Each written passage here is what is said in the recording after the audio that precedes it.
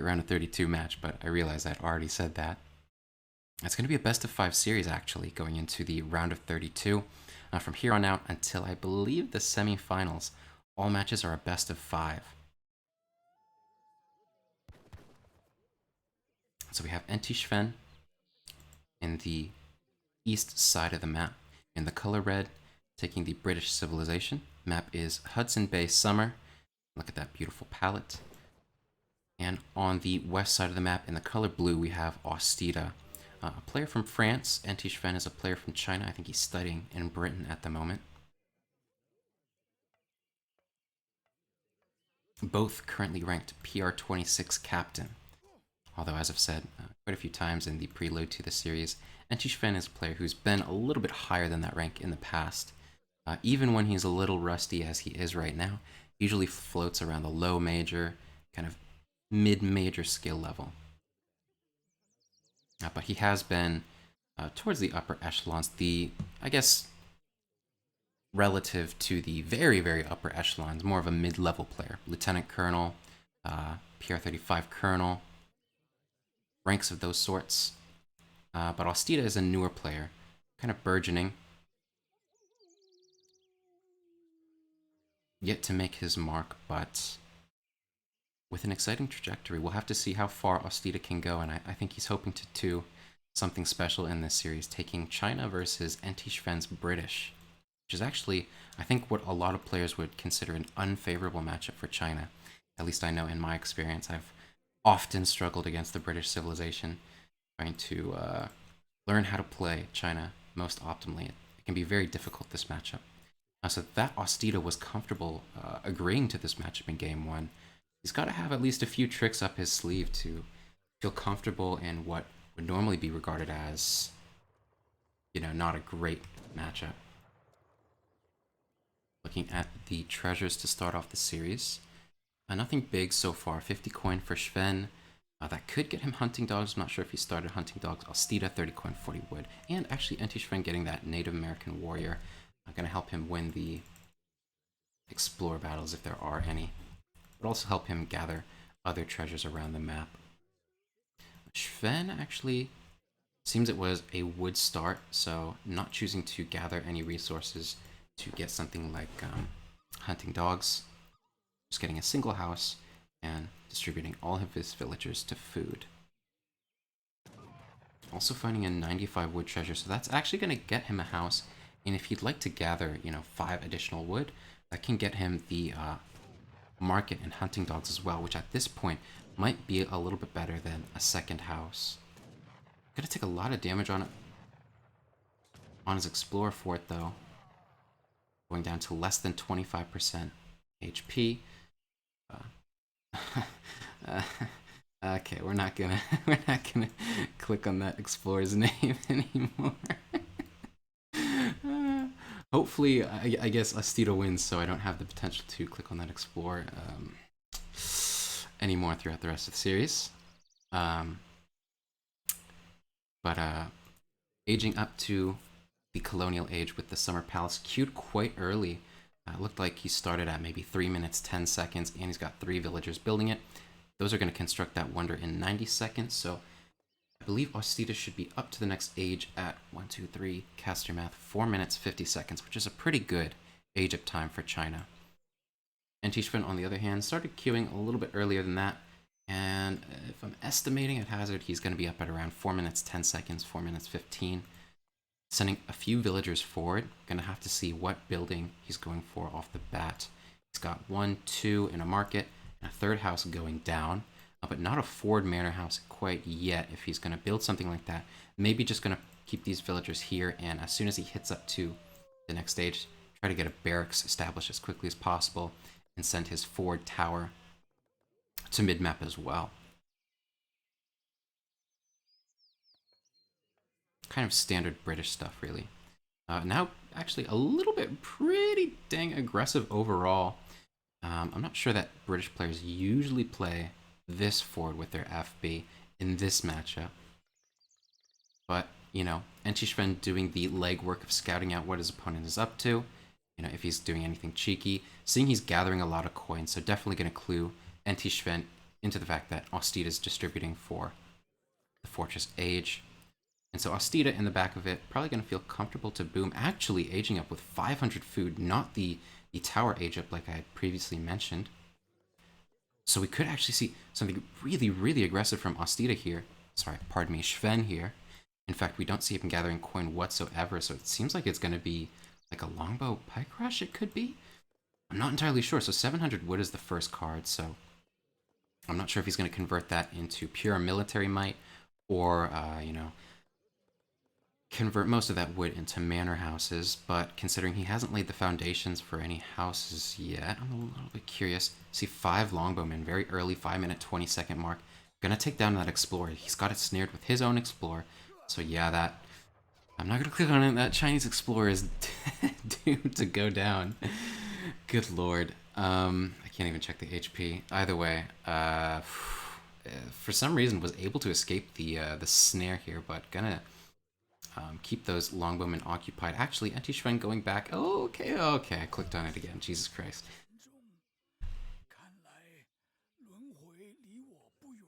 Now 5 longbowmen, a few walls coming up for OstiDe, but the 5 longbowmen coming forward, getting some shots off on one of those villagers. Ooh, and convening with 5 other trained longbowmen. I want to take a look at the units in queue. Maybe he's going to train some pikemen now. Also has a stable in production. So I would figure maybe 700 coin is the next shipment from Sven. But look at this manor population. So low, now got 2 more built. Okay, so it's not so bad. The population situation, that is. OstiDe now aging up, a pretty good age up time. Also has 1, 2, 3, 4, 5, 6, 7 villagers tasked to that wonder. So he's going to get up pretty quickly. Again, caster math, I think he would get up around the 7-minute and 40-second mark if he's allowed to have all of those villagers constructing that wonder. But keeping up the pressure, Anti-Schwen around OstiDe's base, keeping these villagers penned up, taking some damage from the town center. Overall, accomplishing his goal of, you know, keeping OstiDe on the back foot. However, I think OstiDe is kind of okay with this. You know, he hasn't... Okay, he has lost a villager, but he hasn't lost too much. I mean, he's been penned up a little bit, but he's killed 4 longbowmen. It's a roughly even trade, and OstiDe hasn't been, you know, he hasn't been, like, prevented from doing his strategy at all. You know, he's going to get away with this fast fortress. He was able to construct it with a lot of villagers. Going to pop out a lot of arquebusiers, but I'm curious. Need to go back to the units in queue. And there are hussars in queue for Anti-Schwen. Also using the trained pikemen to go and kill the trade post of the Chinese player. But this could be really lethal. I mean, we're going to see the 8 arquebusier pop for OstiDe, but I don't know that those are going to perform all that well versus this massive longbowman, especially with a reinforcing batch of hussars coming in. Actually, not a great batch here. Only 2 hussars out, so it's not the best reinforced, but I suppose it's okay enough. As long as Anti-Schwen is able to whittle away at this mass of the Chinese player. Also killing another villager at the very least. Killing these pikemen too. Not looking too bad, although Anti-Schwen is still a little vulnerable to a shipment prop from the Chinese player. Be that 5 meteor hammers or something like intervention, although we don't see a consulate out, or a market, or a war academy for OstiDe. Just looking at his wood count, he has enough to build a consulate and a war academy at this stage. Getting that war academy first. But yeah, 5 meteor hammers. Actually, first shipment not going to be intervention. Also kind of waiting. It doesn't have another shipment in queue. Not going to have one in queue for quite a while, considering he lost his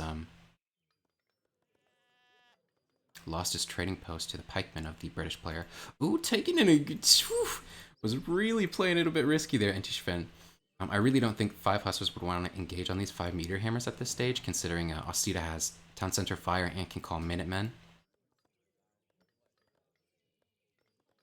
Here's kind of one of the critical aspects of playing China, I think, is getting the right shipment order and playing as greedy as possible. I think shipping this 5 meteor hammers first, while it's nice insurance if the British player overcommits, it's actually not going to be all that good for OstiDe because he can't really leverage these cavalry units against the range mass of the British player.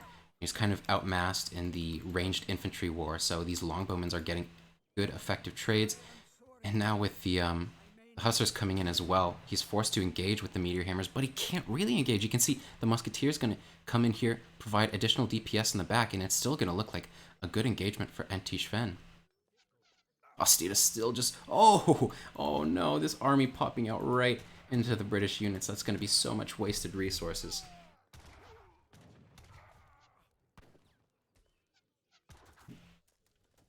Especially with how low mass OstiDe is at the moment. Keeping those units alive is critical. And now another shipment on the way.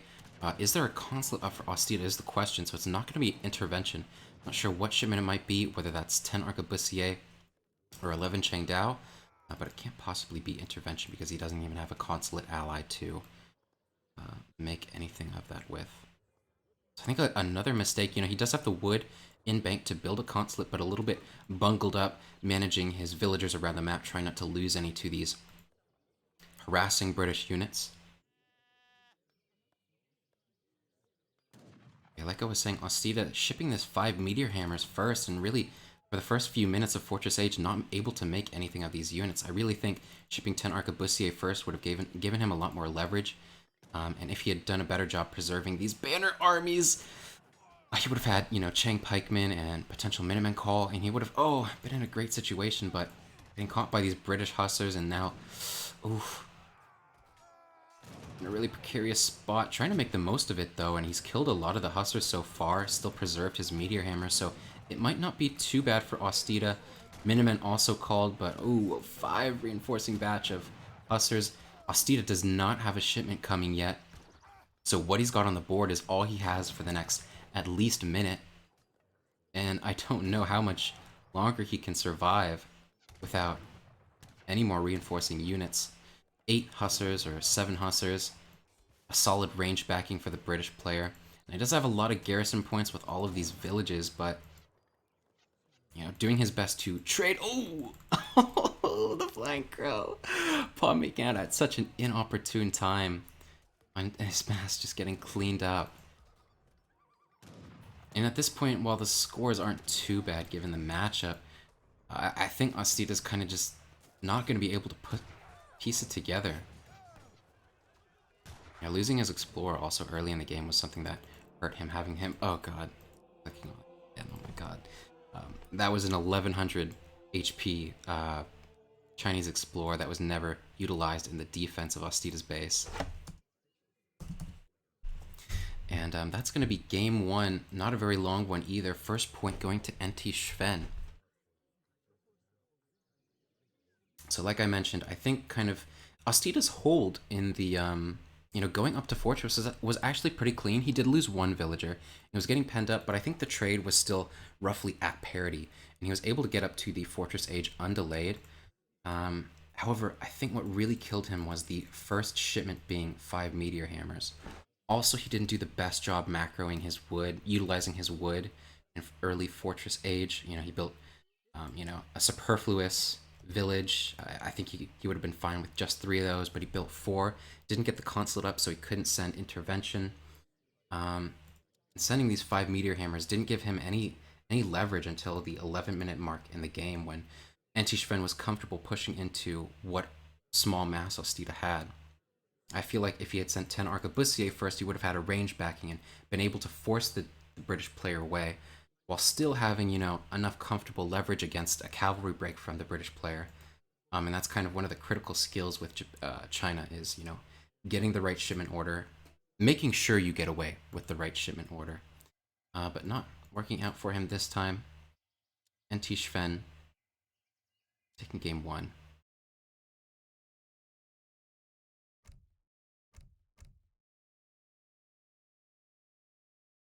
So it will be OstiDe's opportunity to pick the civilization. Pardon me, pick the map going into the next game. And on that map, NT Schwen will still lock civilization first.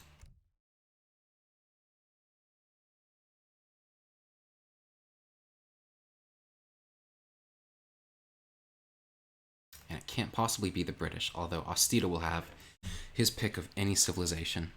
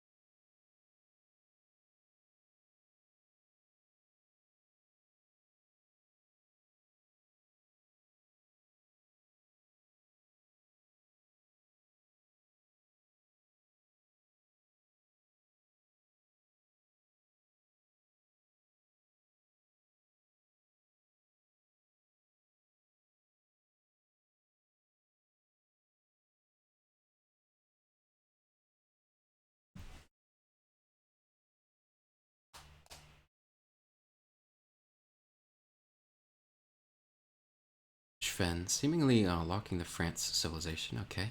Austida's choice of map was Arkansas. His pull between Arizona and Tibet. Going for a very super safe, super standard map. One of the most standard classic maps of the ESOC set.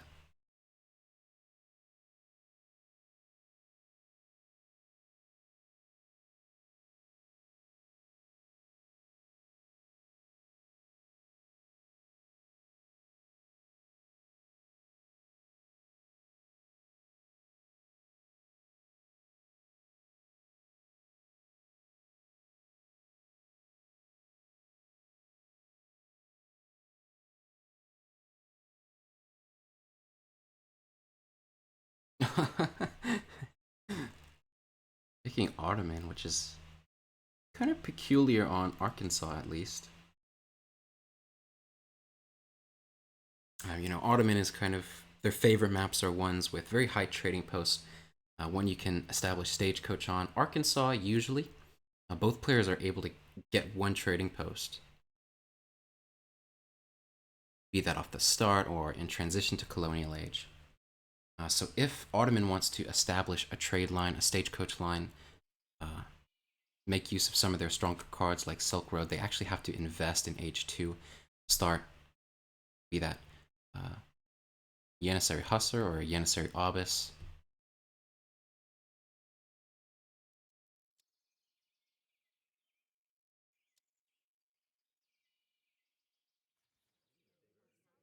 But they can't get away with the more greedy stagecoach plays, establishing full control over a stagecoach line. Or making use of super high resource value lines. The Arkansas one, a pretty mediocre line, all things considered. Right off the bat, of course, OstiDe going to go establish that starting trade post. Also getting a mosque up, too. So it was a 400 wood start. Let's see, was there coin as well? I'm not sure if it was a food wood start, but it was at least a wood start. So that's especially good for Ottoman, able to get that mosque up as well. So there is the possibility for OstiDe to do a build where he goes 3 villagers first, Silk Road second card, and then sends crate shipments after that. Although, of course, NT Sven's going to be able to establish a trading post for himself as well. So if OstiDe wants to establish a stagecoach line, he's going to have to fight Sven for it.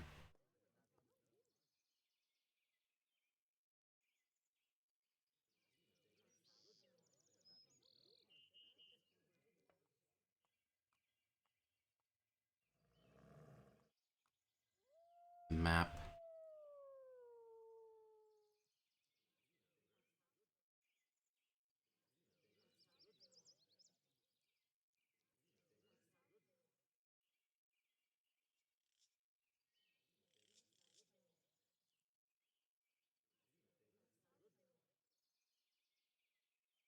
This hunt actually is really awkward for OstiDe.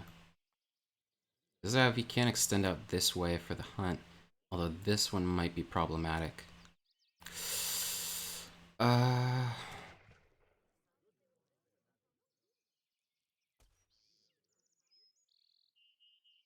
think it should be alright. I mean, it's able to be herded in, and once he gets going, it should be okay. There's also this one, and he extends out for this one, comparable to Antishven, who has to extend out that way. Seems fair. It's a little bit obnoxious that this one's tied around the cliff, but it did spawn, even if in a bit of an obnoxious position.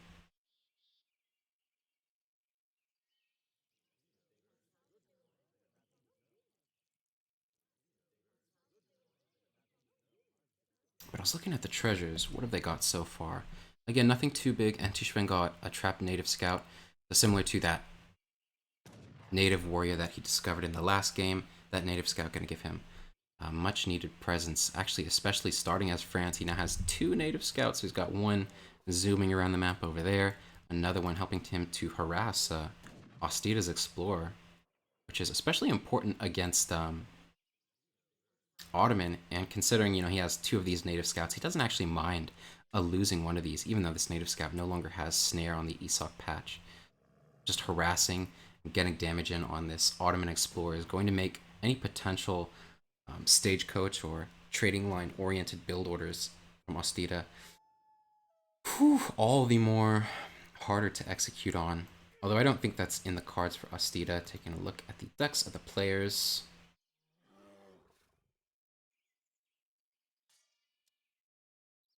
Yeah, not even Silk Road in deck.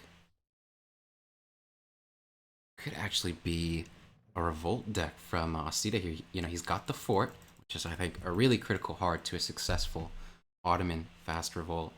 And also has 8 Hussars in deck. So, he's got 24 out of 25. So, I mean, 1, 2, 3, 4, 5, 1, 2. 1, 2, 3, 4, 5, 6, 7, 8, 9, 17. I think that might be a mistake. I'm pretty sure this is 25. 2 plus 10, 19. Okay, yeah, he is missing a card. That's pretty funny. This has got an incomplete deck there. But either way, it's not going to be too important because if you look at this deck, I think we're kind of clued into not even like a Mamluk shipment or a 9-man chew for OstiDe here. And also going up with a very defensive outpost getting scouted out by Antishven. I think it's very clear what OstiDe is up to. Antishven doing, like I said, a really good job scouting this out. Saw the coin, saw the very defensive outpost. Probably going to check OstiDe's deck, see that 8 Hussar, and immediately knows what's up. But whether or not Antishven will be able to execute on preventing or holding a revolt from the Ottoman player, that's yet to be seen. You know, it can be very difficult to play against a revolt, even if you know it's coming. There are some players, you know, even when they revolt every single game, they've managed to climb the ladder and become very high-level players, despite their mono-strategic tendencies. We've seen that in the past few months for sure. And that's basically to say that even though Antishven might have perfect knowledge of what OstiDe is up to, you know, it's not a guarantee that he's going to be able to come away with the game. Although having 2 native scouts on separate perches around the Ottoman player's base is certainly a helpful factor. A 700 coin first from Antishven, followed by 700 wood. That's a bit curious. No 4 Coeur de Bois, so not taking a big eco lead.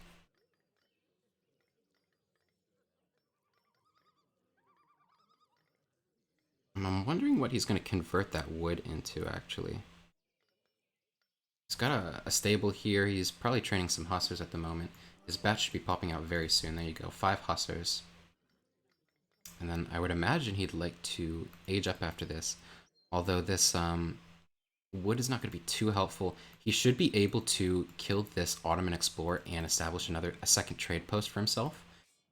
But overall, I'm not sure if the 700 wood shipment was worth it. It doesn't even have like a shipment like, sorry, an upgrade like amalgamation in queue. So, am I looking at the right player? Oh my goodness. Okay, so I was looking at OstiDe.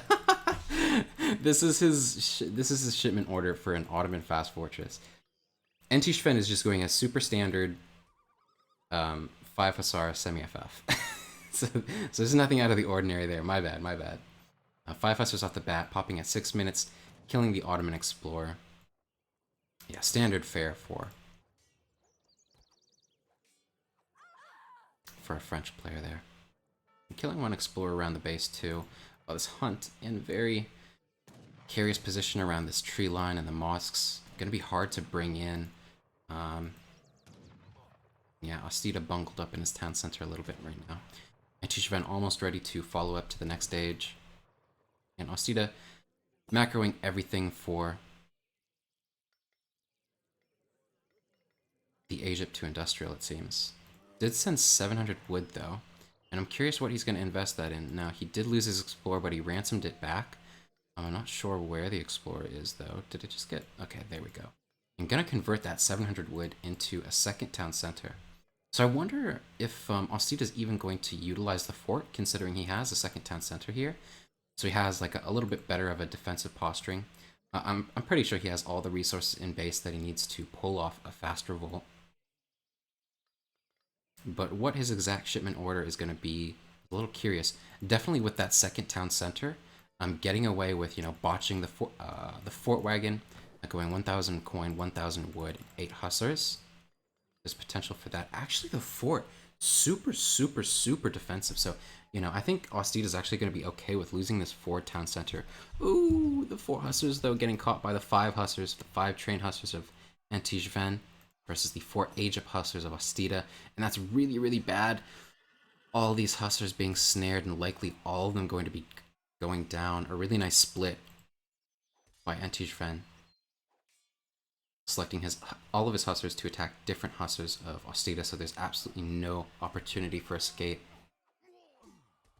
And preserving, you know, these hussars is so paramount to getting away with a successful revolt.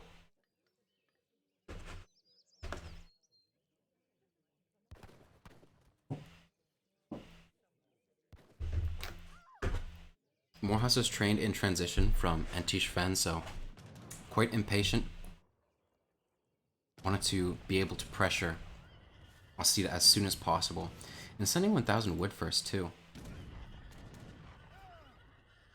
So Antijvan's actually going to play it a little bit more defensively, a little bit more greedily. And he's not going to vie to completely deny OstiDe from pulling off this revolt. Rather, he's going to take an economic stance, mass up a strong bastion of counter units to the Ottoman Revolution.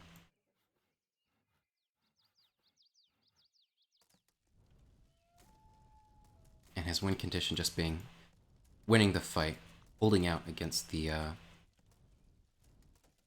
Ottoman pressure. I guess it won't be Ottoman. I'm not sure which civilization it is. That is the 10 Hussar politician. Maybe it's Chile. I guess holding out against the Chilean assault. Also sending 1,000 coins. So again, going very greedy. I would expect maybe the next shipment to be, you know, maybe say... It could be 5 Dragoons, it could be cavalry combat. Maybe even he goes super greedy and tries to get these. But he's continuing to train cavalry. I'd like to see him maybe switch to training veteran musketeers, getting an artillery foundry up as well. Because he's definitely, or not definitely, but it's likely he'll need at least a few culverins to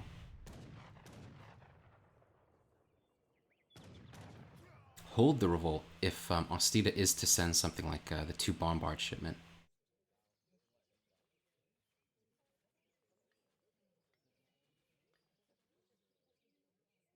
But OstiDe is on the way up to the next age.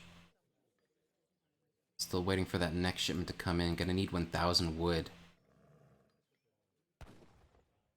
in order to mass up the resources to go to the next age. Did lose his trading post as well, so not going to have that much in the way of XP generation, relying pretty much on this mosque. That's his only alternative source for XP generation at this point.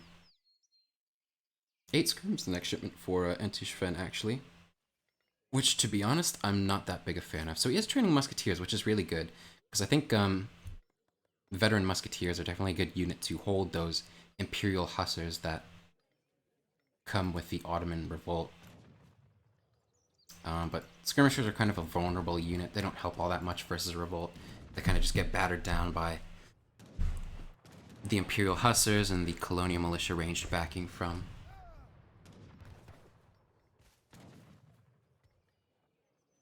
the opposing player.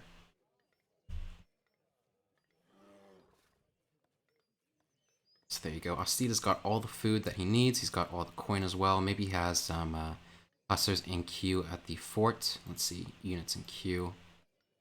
Training some more Hussars, that's good. I don't think he's going to get away with the 8 Hussar shipment this game, actually. So he's going to be totally relying on, you know, what's about to pop out in the next 30 seconds. The range backing of his colonial militia is 10 revolt politician Hussars, and what's being trained from this fort right here. He's going to have 15 Hussars, maybe 16 or 17 Hussars, and then it's going to be go time. And looking at it, I'm not sure that Entishfen exactly has the mass to hold that. So we might see pretty much what I'm talking about. We see 2 Falconets as well. Again, I'm not a big fan of that because Falcons are really, really immobile. They kind of rely on being, you know, parked up and set up, but I don't think that's really a great way to play against the Revolt. You know, I wonder, OstiDe, is he going to go directly for, you know, he's got 5 more Hussars in queue, so he's actually okay. Just going up to max pop, delaying that age up just a little bit. You know, I hope he gets another shipment. Just waits a little bit longer because the more Hussars he has, the scarier this push is going to be. Even though, you know, in the back of it, Entishfen is also preparing for that incoming revolt.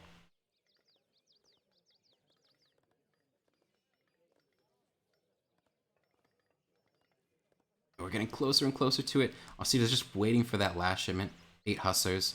Come on, click it, baby. Click it, click it, click it. Click it. I want to see that 0 as soon as possible. Because time is of the essence when you're doing a revolt. So do you see 8 Hussars coming in now?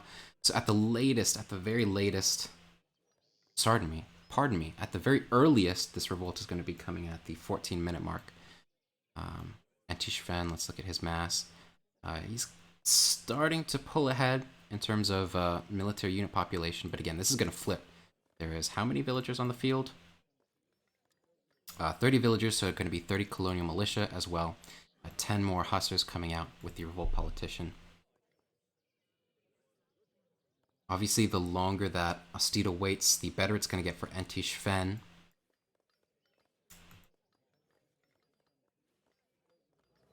Really in need of a lot of coin here. Actually doing super passive. Okay, I'm actually really not a big fan of this going for the factory, actually. And you know, maybe it's not so bad that OstiDe is playing this greedy because he does have 2 town centers. So in the back of it, his economy isn't even all that bad. But obviously it's nothing in comparison to the French player. Also getting cavalry combat now. And really just massing up. I'm not really scared at all. He knows exactly what's going to be coming at some point. He just, I guess, doesn't know when it's going to be coming. Now, there are a lot of Hussars here. 20 Hussars. Factory. Just gathering coin. Being set to produce bombards. And OstiDe is still waiting a long time for that next shipment. And again, like I said, you know, there's kind of a point where Entishfens, while they are going to be inferior units, he's just going to have a critical mass. And OstiDe, the longer he waits, the more he squanders that tech advantage he gets with the revolt. Because Entishfen is going to be allowed to get things like arsenal upgrades, which are going to help him pull off that hold, more artillery, culverins to counter any potential bombards. Also getting control of the stagecoach line.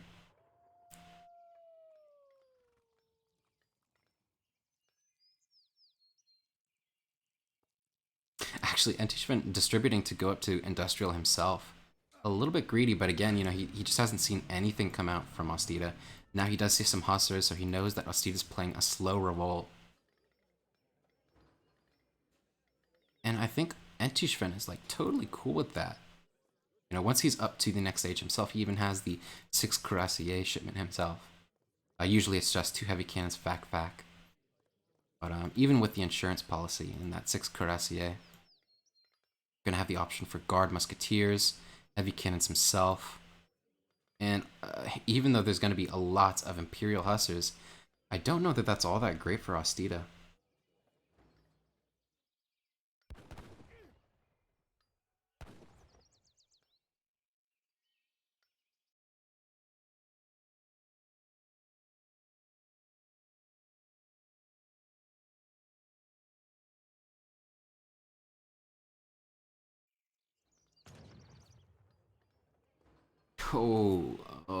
I can't really say I'm a fan of this. Double factory. Playing maximum greed, revolt. Losing a few villagers and getting penned up. Not the biggest deal, but I just wish that were 8 Hussars so much, and OstiDe did this build order a little bit faster. Let's see. Oh, I think he has it now. Okay, so this is the timing, I guess, with 2 factories behind it, so he's going to have further Hussar production as well with these 2 factories. And this is the timing. Anti-Schwen not even up to the industrial age himself, so he could be very vulnerable at this moment. Still gathering the resources for a potential guard upgrade on these veteran musketeers. Gonna be hitting up now, though.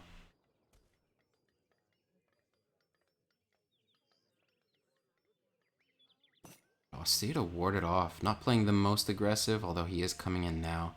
Gonna just reposition himself to get out of the line of fire of the French player, and this is really risky again. This wall's gonna go down, and he doesn't want to get caught out yet because he doesn't have the industrial upgrades he invested so much into.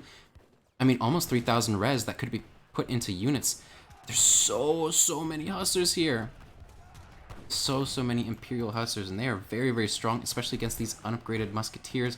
Forced to fight without the guard technology. Villagers coming in as well. But even as meat sponges, I don't know how effective that's gonna be. Oh no, and this is exactly what I'm talking about. Even when you 100% know what is coming, sometimes you just can't do anything to counter it. Oh my lord. There's still so many Imperial Hussars left alive for OstiDe. And this hyper greedy play really working out for him. Oh, Anti-Schwen now having lost a lot of villagers, also going to be getting penned up. It just can't do anything to counter these Hussars around the map. 16 additional colonial militia coming in to reinforce. Trying to get away, trying to find some place to gather resources so he can continue to mass up.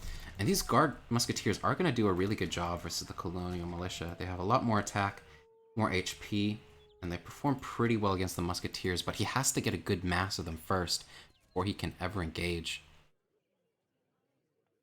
Oh no, losing more villagers. Oh. Pretty much his only food source, I think, is over here on this side of the map. It's pretty vulnerable, but quite out of the way, and unlikely that OstiDe would scout that. Although now trying to find some other potential hunting locations that Schwen might be gathering from.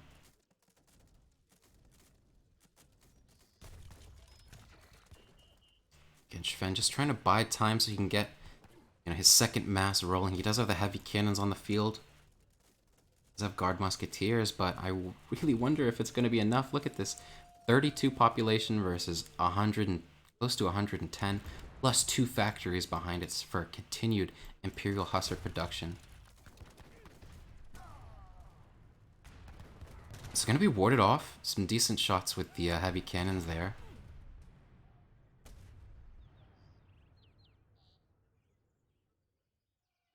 Oh, 2 bombards coming in from the factories, actually.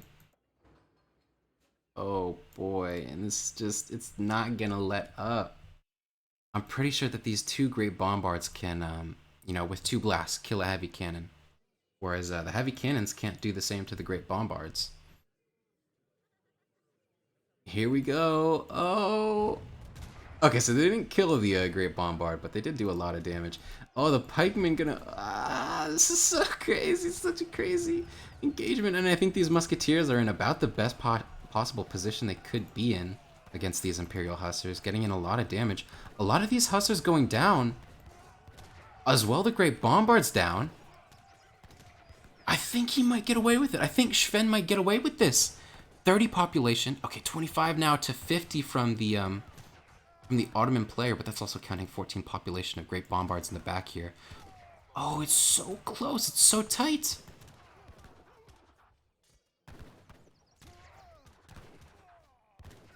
Now it's just Musketeers, a few Minutemen. No town center fire, but those units fighting against the Ottoman Minutemen. Pardon me, not the Ottoman Minutemen, the Ottoman Colonial Militia. Oh, and is OstiDe gonna get there? I'm not sure. I mean, he's got more Colonial Militia reinforcing. He has really, really powerful production with these two factories set to produce great bombards. And honestly, that might be just the composition he needs. He probably doesn't even need Hussars anymore at this point. The great bombards and Colonial Militia reinforcements might be enough to do Sven in. But he's still got resources out at these quote exposed locations, although it's unlikely that OstiDe will ever come to pressure Sven off of those. We've still got decent resource gathering in the back. Also has a factory out for himself as well. Oh my goodness, but what is Sven gonna produce to deal with these great bombards? He's got pure infantry. Okay, so he does have an artillery foundry, and he did produce 2 culverins. Oh, shots. Bombards on the musketeers, but culverin fire also on these great bombards. OstiDe going in with his colonial militia. Musketeer on CM fire. Has to be so careful. Has to be so careful with these. Oh, with these culverins. Oh, big great bombard shots on the musketeers. Great bombards taking some damage from the culverins, but gonna be focus fire the CM on this on the culverins, as well as a great bombard blast. Oh no, and it was looking decent for Sven there for a second. But I think OstiDe is gonna get away with it. You know, even with NT Sven having 100% confidence in what his opponent was going to do, it was gonna be a revolt. Just not being able to piece it together. This is exactly what I was talking about. You can 100% know that the revolt is coming, but sometimes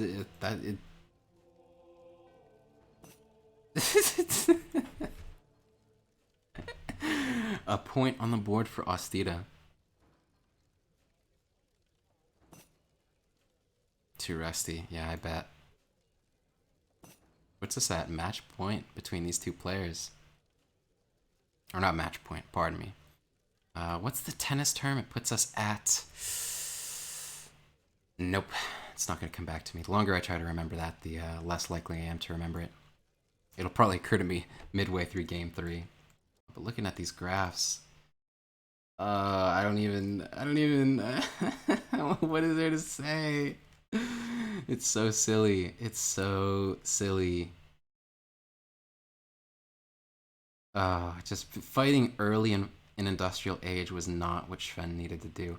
Honestly, he could have just sacked this forward town center, gone fully back behind this town center, even sacked that, but avoided the engagement for as long as possible so that he could get the techs he needed. The Guard Musketeers, you know, jockeying for the perfect position. And he didn't get that. He got like a full surround of Imperial Musketeers on his unupgraded veteran Musketeers.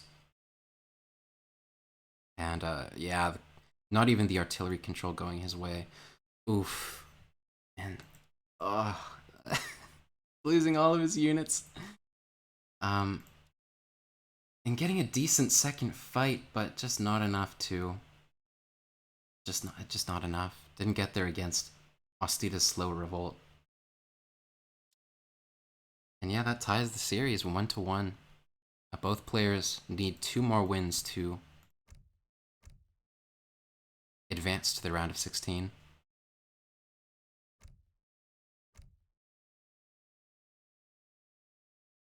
There we see Sven picking Iowa as his next map. And OstiDe will lock first.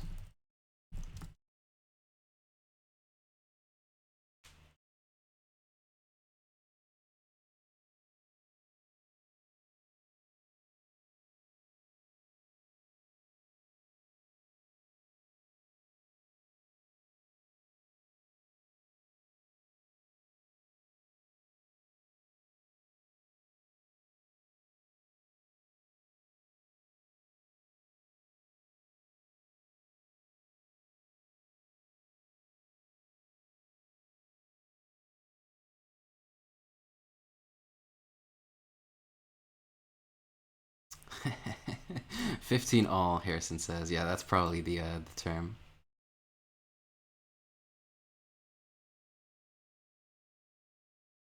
Still locking Aztec on this map.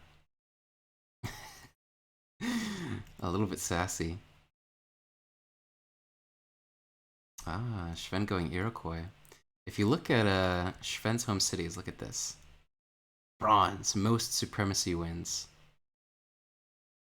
December 30th, 2012.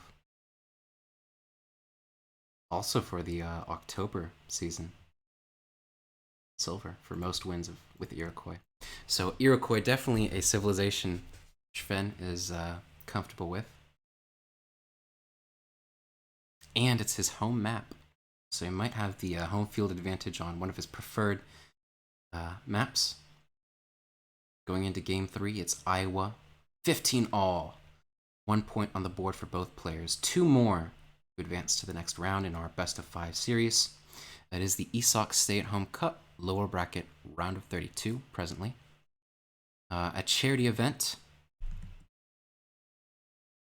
If you type exclamation charity or exclamation Sacred Heart, you'll get a little bit more information on how it works, but all Twitch subscriptions and bits received throughout the tournament will go towards a donation to help fight against COVID-19 homelessness in the San Jose area of California. ESOC is donating all proceeds to charity.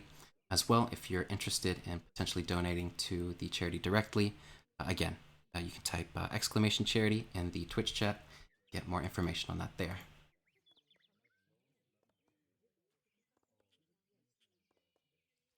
And Tishven, his counter pick against opponent OstiDe is Iroquois, and he's playing red to the south of the map. The north, OstiDe, Aztec was his locked civilization. He's in the color blue. Map is ESOC, Iowa, which was rather recently revamped. I think a few months ago. It used to have these lakes, 4 different lakes that obstructed the pathing of the map, but it's since been opened up, those lakes removed. Lakota settlement as well, and Inca on the map too.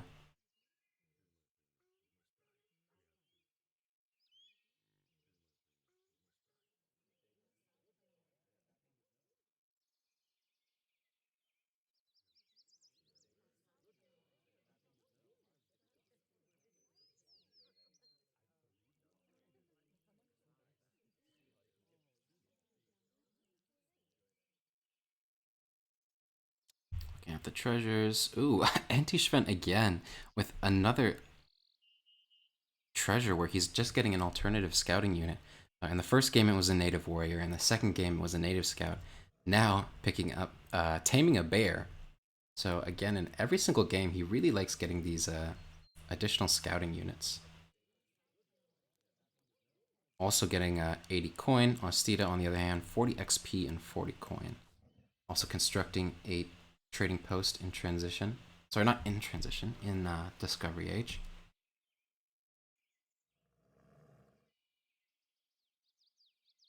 And Tishren also finding a 75 food treasure. And it seems like OstiDe has his eyes on this 95 wood. Although that might be scouted out by Sven as well. And we might have a contention coming forward.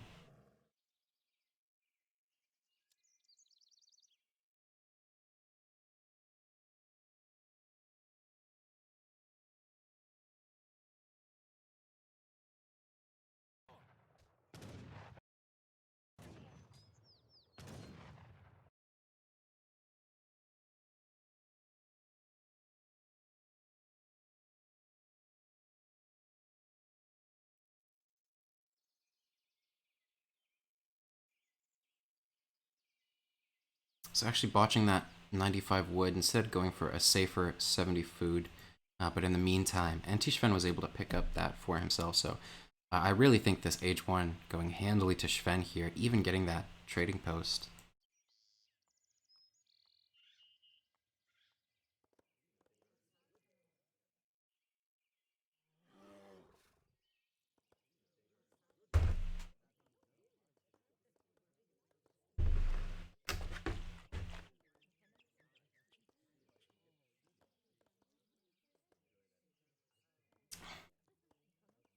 Seems both players aging up fast. I'll have to see where Antishven sends that Age of Trovois, where he's going to construct what's likely going to be his war hut.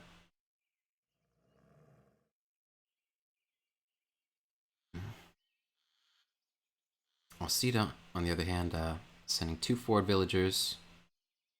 Doesn't quite have his hunt situation scouted out. He does have knowledge of this hunt over here, but hasn't begun turning it in. And I think maybe one of his starting hunts starting to gallivant away. So a pretty mid-ground position from the Iroquois player, in between this middle trading post and his town center. OstiDe, on the other hand, being a little bit more forward, definitely trying to wrest control over the middle of this map at this central trading post location. Oh, an engagement actually going down between both players' explorers. It seems like Antishven's not going to want to fight that, even though his explorer at the moment does have a little bit more HP than the Aztec one.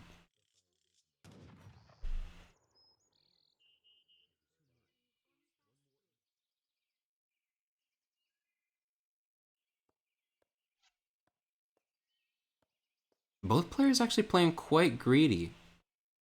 First shipment for the Iroquois player is 5 villagers, getting up and up on that economy. But for OstiDe, it's 3 warrior priests. And I'm wondering if he has those warrior priests dancing for experience, or if he has them dancing to spawn more warrior priests. It's not going to be a hard out warrior priest boom. That would actually feature some villagers dancing on the pit as well, but again, you know, a pretty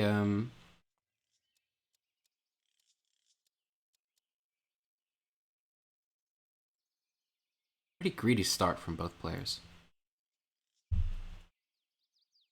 Antishven sending the 800 all resource crates next, and for OstiDe 700 wood, trying to bolster their infrastructure. OstiDe trying to make some moves, potentially getting some raids off with these coyotes, but the line of sight granted from Antishven's war hut clues him in exactly to what OstiDe is attempting to do, and with a few units on the board, able to counteract that.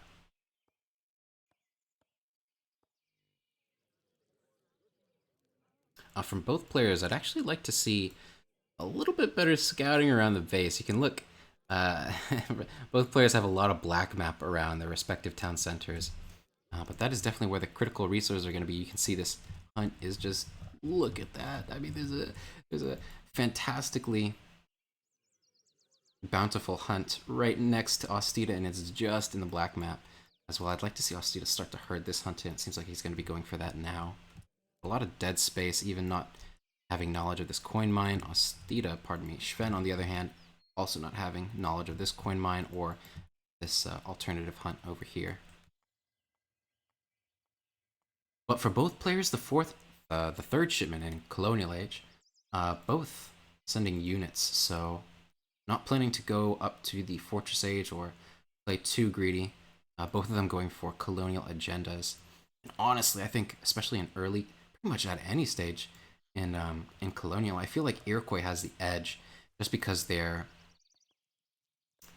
explorer's aura is a little bit more impactful to early game engagements. The Iroquois explorer granting plus 15% HP to all nearby units. The Aztec one granting additional experience points to units killed. A direct military buff is really powerful in these inter-war chief matchups.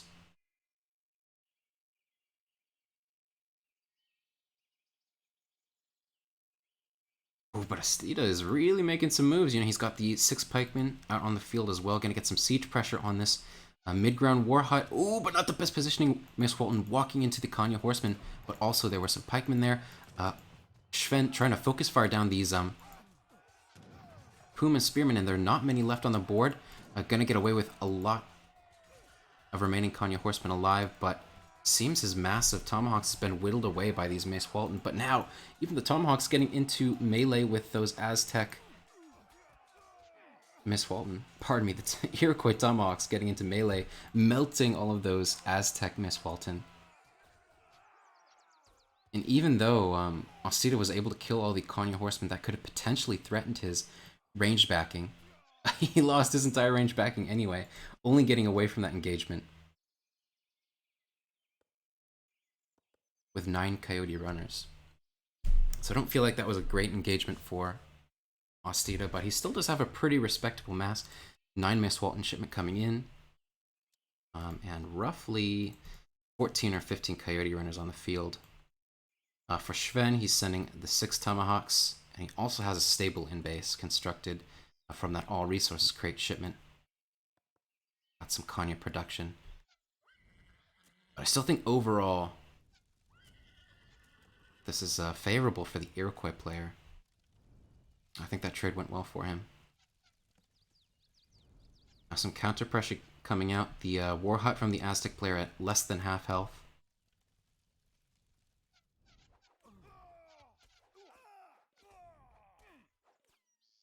And here's going to come the engagement. Ooh! Yeah, really good by OstiDe. The Coyotes killing off all these threatening Konya horsemen. Focus firing the Miss Walton on the Tomahawks. Antishven's composition is going to be really vulnerable now with only Ayena. He does have 3 reinforcing Konyas, but as long as those Konyas go down, if he's got Coyote runners on these Ayena, OstiDe should be in a really good position, but it seems like his Coyote runner mass has been completely whittled down, even though he's killed all the Konya horsemen as well. Now he has nothing to counter these Ayena, even though there's a bunch of low HP ones. But these Miss Walton really aren't going to do a lot. Ooh, now even the Iroquois Explorer coming in. Oh, big shot, big shot.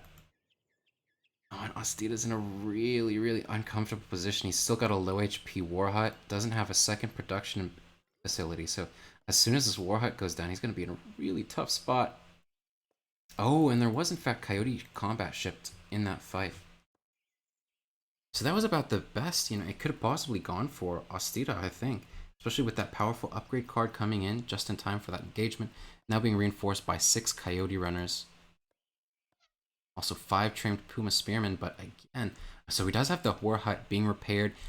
Thankfully, Sven not pushing the envelope. This War Hut is going to be able to be repaired by the Aztec player. That's critical because, again, like I mentioned, there's no secondary production facility for the Aztec, so if that War Hut were to go down, he would have no more production. Pretty much the only calling card he could possibly have would be either Warriors Train from the Fire Pit or the Town Center Big Button for 450 food, 3 Dragwar Prowl Knights. And Sven, on the other hand, he does have a corral at the least. He does have a single War Hut, not a second War Hut out on the map yet, though. But in a pretty comfortable position. He does have the eco lead.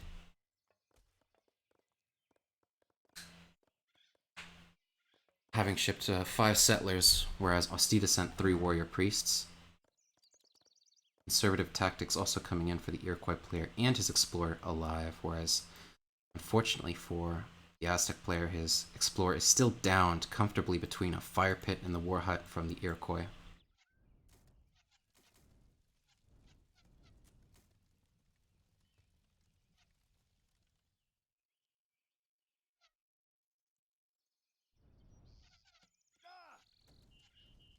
I've liked Antishven's control throughout this series so far. I think he's been pretty, keen about his military control, not allowing him to get caught out at any time. Especially with these Hussars, or rather the Hussars in the previous game and the Konya Horsemen now. Here comes another engagement. Oh, but Coyote Runners against melee Tomahawk, not really going to work out all that well. Konya Horsemen now fighting the Puma Spearmen, but there's so few Puma Spearmen that it comes as a decent trade regardless. Oh, getting a bit bungled up here, a lot of time spent not attacking and just running around these Konya Horsemen.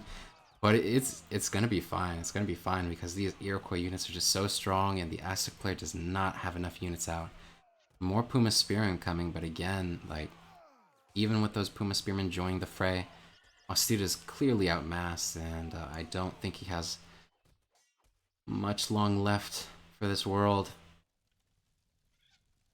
GG called, and it's second point on the board for NT Sven.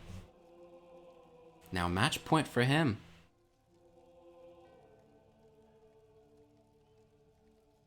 Both players, going into this game with pretty similar game plans, but again, I think Iroquois in these TWC mirrors comes out a little bit ahead. They have a strong fortress, a strong late colonial, how many upgrade cards they have. Ooh, if I could look at the decks, but I'm not sure if it'll allow me to. Summary, Anti-Shven, let's look at his deck. I mean, there's 1, 2, 3 colonial upgrades, whereas for the Aztec player, there's only this Coyote Combat. So, once you've sent that card, you've pretty much, that's the extent of your late game strength. It's not going to get any better than that, I guess, besides having perhaps a lot of villagers and warrior priest on the fire pit on the attack dance, although the Iroquois player can do the same thing with a fire pit of his own. Oh, and yeah, these Iroquois units so strong, too strong for the Aztec units, and Antishvan pulling ahead when the players had basically mirrored build orders.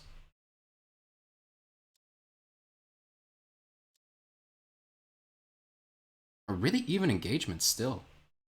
So it wasn't even all that bad for the Aztec player, but not clinching it in the end, instead going to the favor of being eked out by the Iroquois. That's a conclusion of Game 3, match point now. Possibility for NT Sven. Seems like OstiDe has already picked the next map, one of his home maps, the last one he'll get to choose in this series, Arizona.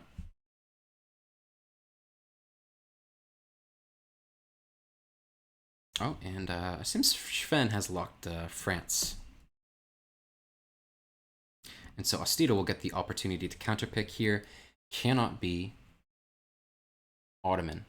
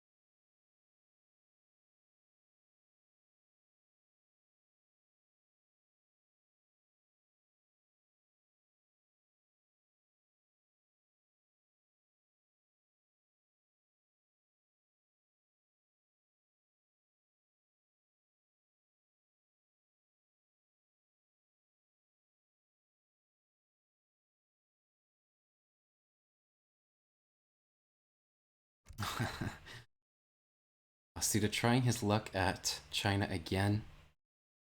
On Arizona against NT Sven's France. Match point for NT Sven, 2 points on the board in a best of 5. OstiDe with 1 to his name. Having gotten away with a dirty, dirty, greedy revolt strategy with the Ottoman civilization in Game 2.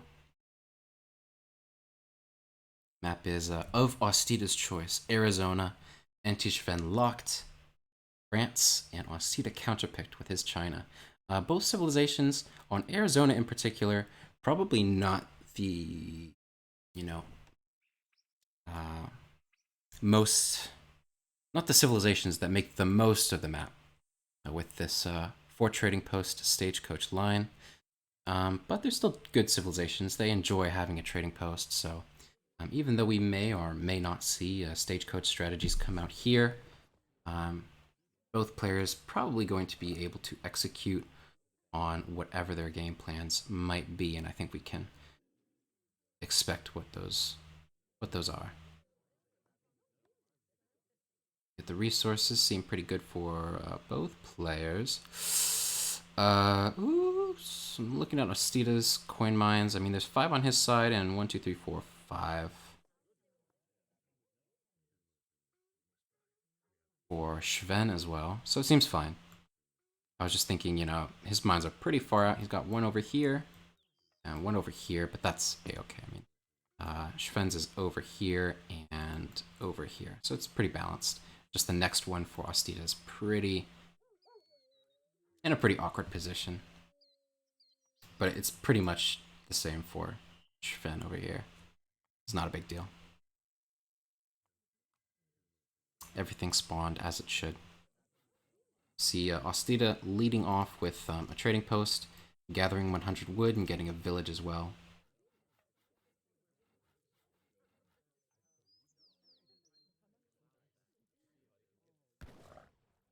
Treasures right off the bat, and I would not be surprised if we see Entishven going for something around the map that would give him an additional scouting unit. Let's see if there is one of those. There's one for, you know, 5, 1, 2, 3, 4, 5, 6 coyotes guarding the settler treasure. Definitely a great treasure to pick up.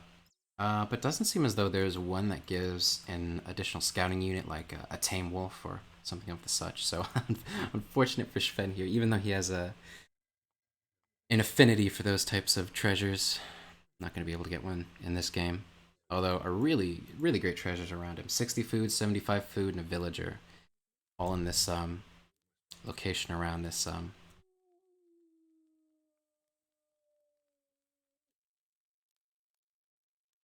east side? East side trading post. I'm sorry, I don't know my east and my west. Oh, yeah, not going to click on that guy. But yeah, Entishven finding that 60 food for 2 coyotes. Great pickup. Pretty much for free. Wonder if maybe he'll go for 13 village up. I don't think he'll do that. I think he's gonna go for the standard 14 and just be happy he isn't idled between that last villager being popped and the colonial age up. OstiDe, on the other hand, really healthy food count. Also killing that goat to gather its meat. Only 100 more food needed to go up to the next stage. Going to be a really good queue time. You know, usually China starts to go to the colonial age at the 3-minute and 30-second mark, but in this case, going to be 3 minutes 15 seconds. Really nice from OstiDe. Oh, even Sven finding the 75 food. I'm not going for the settler treasure. Oh, Jesus.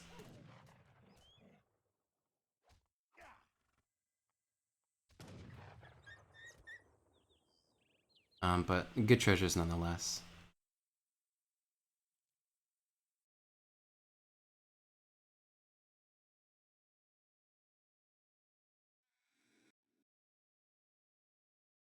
I see somebody asking Poco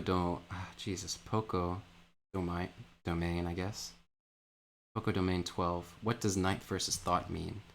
At ESOC TV. Well, you don't really need to ping at ESOC TV because nobody is on the account, so it kind of pings nobody. But thankfully, I did notice your comment. That's in reference to my home city name as the caster. 1, 2, 3 player summary. Can I look at mine? Oh, this is a Entishven's deck. Player summary. Dang it! Can't even see my own home city. But I guess we could take a look at Entishven's deck real quick. It's the same deck we saw in game 2. But what Ninth versus Thought means is it's the I think it's the name of either a song or an EP by rapper Black Thought. And I'm a big fan of his music, so I named it my home city after one of his songs. And from OstiDe, we actually see in deck Mandra Duck Squad. Pretty peculiar shipment. Now, I'm not sure if OstiDe is going to be going for any age to play this game. We can see by his 300 coin, likely not going to be the case. It seems like it's going to be a standard fast fortress.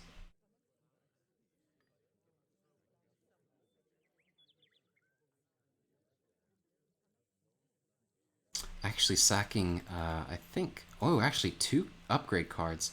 Uh, unstandard in OstiDe's deck. He has 7 hand mortars and 1000 wood. And what he's cutting for those shipments is Arquebusier Chengdao. I think it's Territorial Army Combat. That upgrades Chengdao and Arquebusier hit points and attack by 15%. And he's also missing Repelling Volley. Missing 2 really, really important win conditions and upgrades for these Chinese units. Not that big a fan of this deck, actually. I think that's a massive cut, especially for, something like 7 hand mortars, which isn't really an important shipment in the Chinese versus French matchup. And 1000 wood, which again is so greedy to the point of being unnecessary. I mean, if you're going to go up with the Porcelain Tower, as you normally might in this matchup, 1000 wood is pretty much completely superfluous, as that tower is basically 8 villagers on wood at all times. It's really powerful. But looking at what Antishven is doing, seems like it's a slower, fast fortress. Starting with 4 Cru de Bois, 700 wood. Likely next shipment going to be 700 coin. Starting with 5 musketeers as well. Another 5 musketeers. Probably going to train another batch of musketeers. Just a 15 musketeer semi-FF. It's in queue. Might even be just 10, and I think that's a good call. Also getting a second trading post with that 700 wood. Could even get maybe the full stagecoach line, going to begin tearing down that treasure and also applying pressure on OstiDe. So even though Sven, I was saying at the beginning of the series, he's a little bit rusty. He's seen better days, but still floating around that low major to mid major skill level. And you can see that. I think his execution throughout the series has been pretty good. Utilizing 2 control groups and being active with his units, attentive.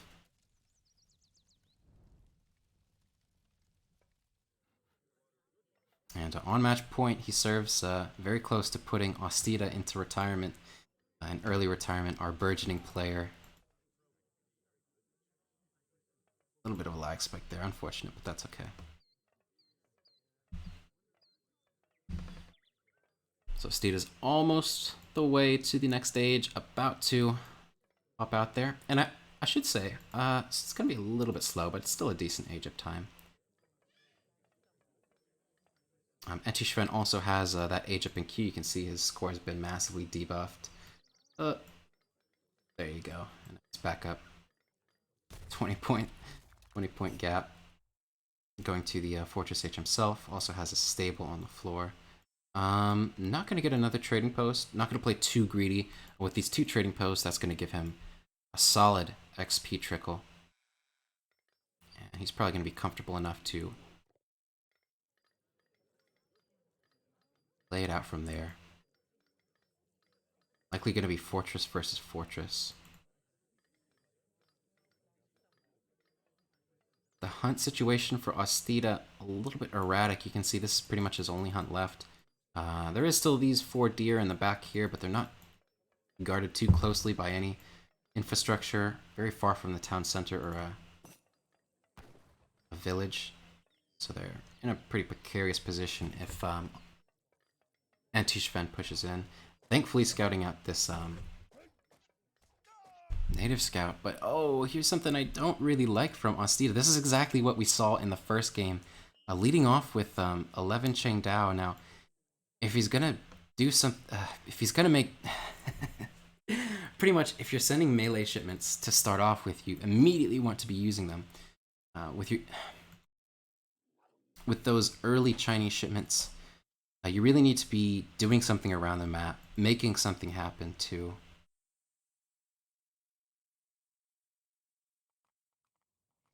eventually get ahead in the later stages of Fortress Age. And with 11 Chengdao, you have to live or die by the sword. You have to take an engagement. You have to get into a position where you can force an engagement, essentially. And with 10 Musketeers and 10 Dragoons, I think Antishven's going to have perfect leverage to prevent that from happening. I doubt he's going to get caught, even now denying a trading post from OstiDe, getting the stagecoach research for himself, and probably going to be constructing more trading posts later, too. Basically, if he has these trading posts tasked the resources, it's +8 villagers on the board for him. So even though technically OstiDe has a slightly stronger economy at this stage, if you just look at the economic unit population, it's actually not the case because Antishven has much better upgrades on his villagers.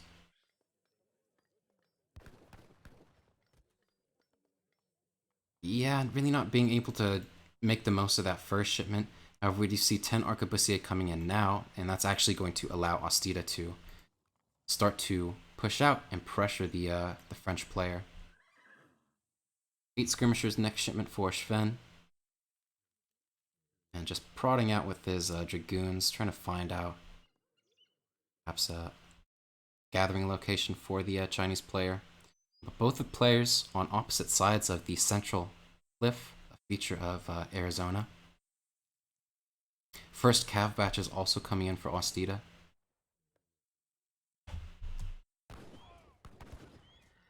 Catching an errant banner army, the one train from the Summer Palace. Some free shots off.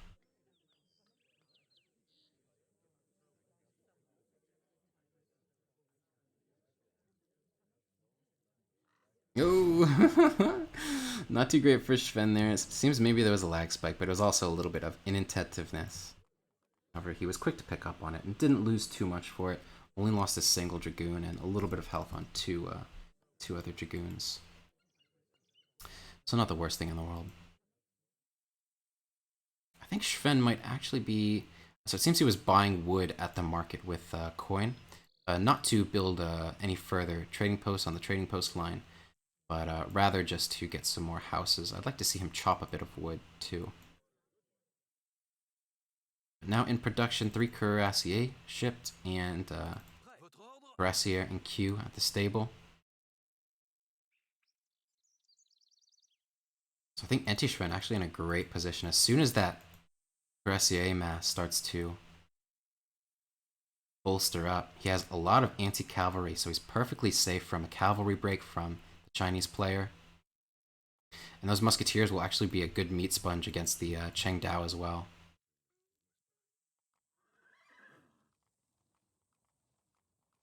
Darius, I think OstiDe is winning the skirmisher war. He has more arquebusier out compared to Antishven. It looks like he has about 15 skirmishers. Does have some more skirms in queue. 3 more trained cuirassiers joining the fray, also getting a cavalry cuirass, and I'd expect maybe the next shipment to either be 2 falconets or cavalry combat. Seems this trade is about even for both players, but it seems like an engagement's gonna be coming out. Oh, there is cav on skirmishers, and there was a Cheng Dao on cavalry, so this could be really good for the Chinese player. Oh, but a little laggy. Now musketeers coming in, and if he gets those into melee, they could be really efficient. But oh my god, the dragoon's so exposed, getting DPS down by the skirmishers in the back, and also the Cheng Dao. Taking down a few Cheng Dao as well, but they're actually being guarded by these disciples, which skirmishers don't perform all that well against. The cuirassier coming in. Redcoat's also joining the fray for the Chinese player.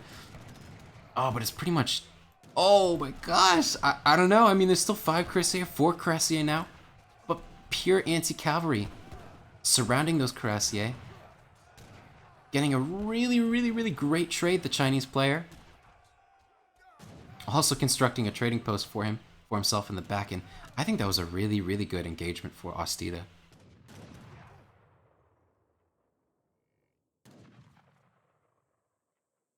Especially now, establishing himself on the stagecoach line, training some more disciples. I think he's in a really good position. You know, his resources are a little bit obnoxious. They're a little bit far out from his town center. Also running out of coin in base. There's an alternative coin mine over here, and he hasn't scouted. Actually, he has scouted every potential mine, I believe. He also has a village on this forward one here too. But I think that was a really good fight for OstiDe, and that actually puts him ahead in the military unit population. What was shaping up for Sven, you know, starting to get that cuirassier mass together. Cavalry combat also coming in. Not sure if that was there for the fight, but those 6 cuirassier just got melted by the Chinese anti-cavalry.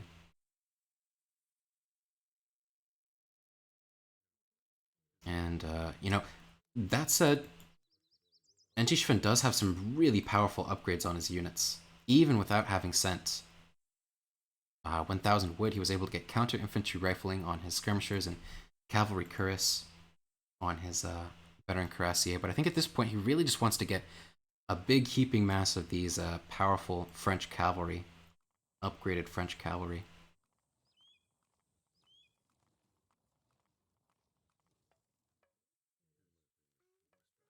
And just trolling around the map, actually going to be able to deny a town center, a sneaky one villager building this town center for OstiDe. That's actually a really nice pickup. 1000 wood, pardon me, 1000 coin the next shipment from OstiDe, going to help him to expedite some cavalry production, most likely. And I'd figure the next shipment could either be 9 Manchu or 9 Iron Troops.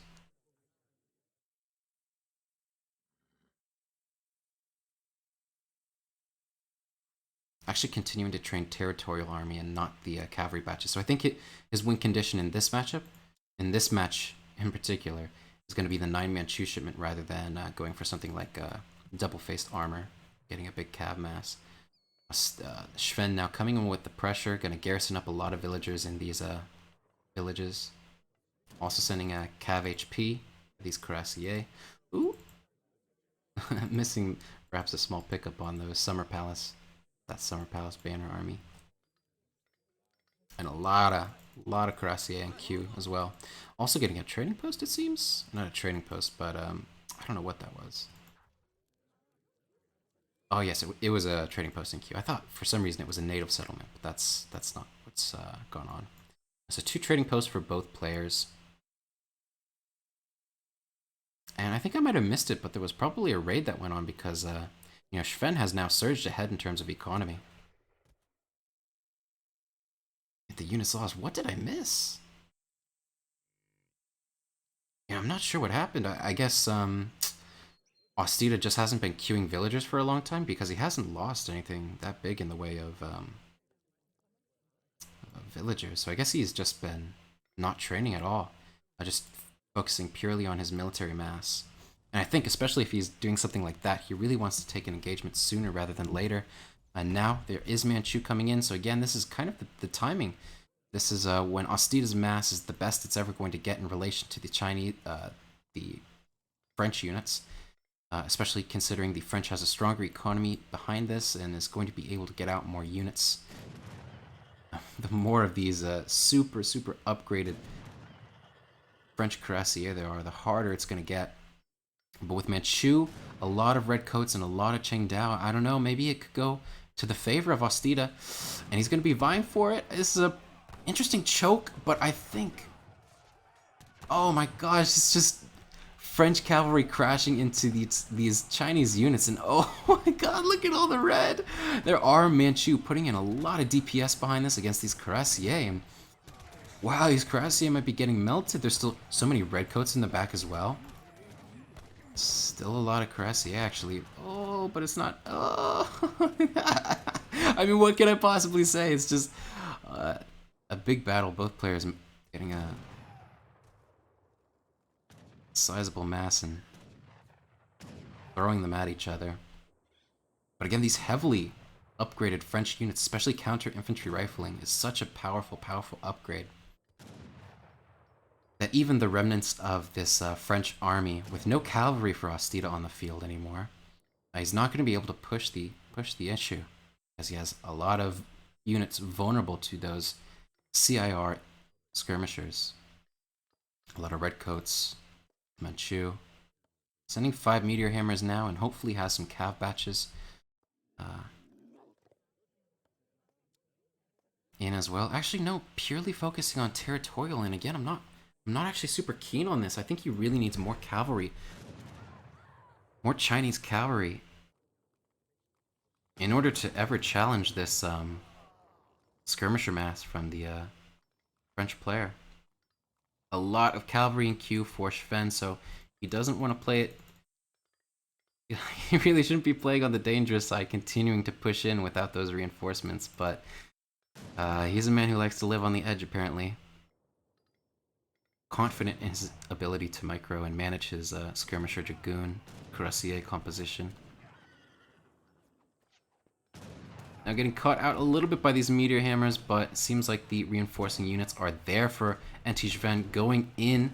Again, some Chengdaos on the left flank, getting in on these Cuirassiers. Cuirassier on the other side, attacking the Manchu, now being repositioned onto the skirmisher mass.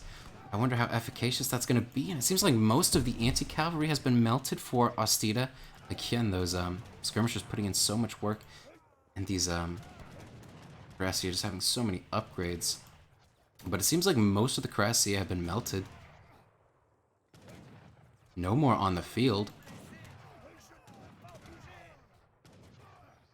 Now even bringing some Coureur de Bois into fight? Or is he just going to another resource location? Yeah, it seems like he's trying to go for another hunt, but not working out. Anti-Shven has been completely cleaned up. Actually, no military units on the board, and even with a massive eco lead, he's got a lot of exposed villagers getting into snare these Chengdao, hunting down these Coureur de Bois, trying to escape, trying to find a viable location to gather resources. And even with all the economy in the world, look at this. OstiDe, I don't even think he's sent a single unit upgrade. Whereas Shven had cavalry combat, cavalry HP, cavalry cuirass, and counter infantry rifling. And despite all that, OstiDe's handily won.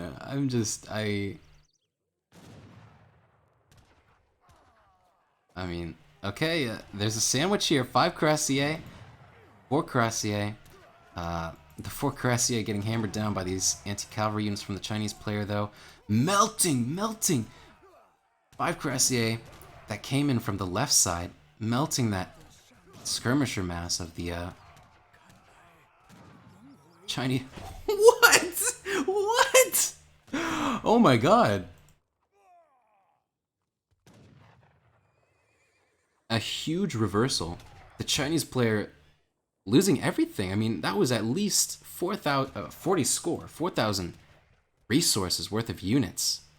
Getting cleaned up by 10 Cuirassier. Actually, 9 Cuirassier, but and a few Coureur de Bois. And 5 Cuirassier left on the board.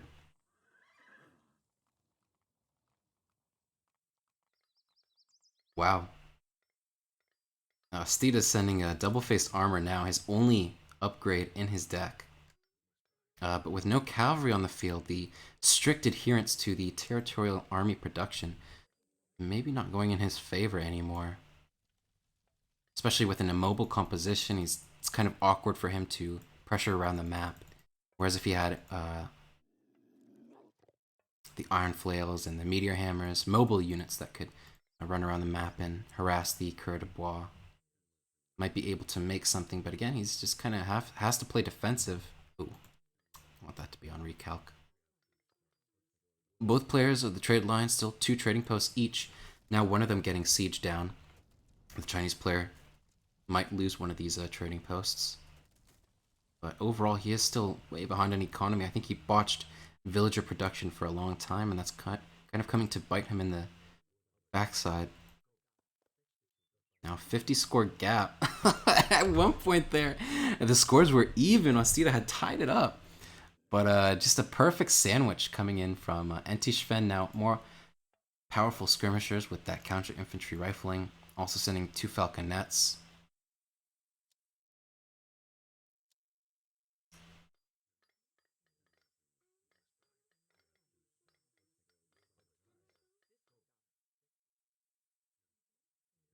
And even though it was looking a little bit tenuous for Shven there for a moment, seems he's comfortably come back into the game. He wasn't pressured off of resources at any point, so thankfully he was able to mass up again and get a great trade. And he's looking okay again, and again his units are much better upgraded. The only upgrade for OstiDe is on 4 cavalry units. He has a massive range backing, a lot of territorial army and disciplined Chengdao, but they have no upgrades on them. They're naked stats. 7-hand mortars coming in, and that's going to defeat the 2 falconet shipment. But beyond that, not going to be able to accomplish a lot. Now this fight mod, it might not go too bad for OstiDe anyway. these skirmishers in a very awkward position, just getting slaughtered by the heavy infantry from the Chinese player. But there's so many cuirassiers here, and they're so powerful. The more cuirassiers you get together, the stronger they become. And there is no more anti-cavalry left on the field for OstiDe, and I'm not sure how much longer he has left in this series. I'm not sure what else he can pop out. He's played all of his chips. And that's the third point for anti-Schwen in our best of 5.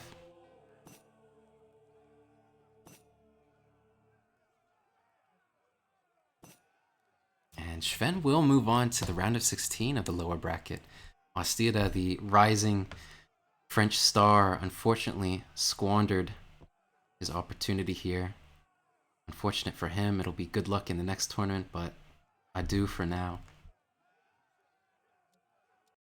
That was a pretty fun game. I really want to look at the military unit graph. So, I guess this first fight didn't go all that well for Schwen. Even the second engagement in the Fortress Age also didn't really go to his favor, even though I think at this point he had critically upgraded units against pretty much no upgrades from OstiDe. This was probably around this area, this location where, you know, there was pretty much everything that the Chinese player could muster. There were Manchu, cavalry, Qingdao, a strong arquebusier backing, and also redcoats to boot. Anti-Schwen had a lot of cuirassier, at least 15 cuirassier, some dragoons as well, and like 15 or 20 skirmishers, but handily getting crushed despite all of those upgrades on his French cavalry. Then the fight after that as well